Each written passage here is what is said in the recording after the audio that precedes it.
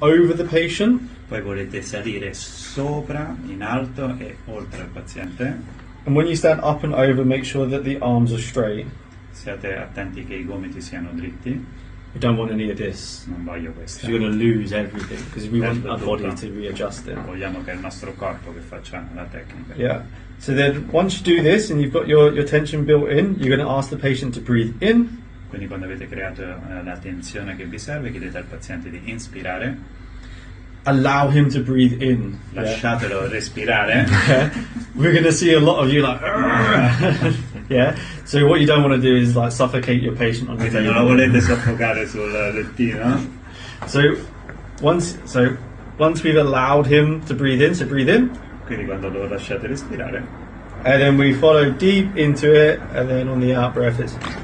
Ok, quindi scendiamo profondo e durante l'espirazione facciamo la nostra tecnica. It's short, sharp movement in an oblique plane. You're not going down. È un piccolo e veloce movimento in una direzione obliqua, non è stretto giù.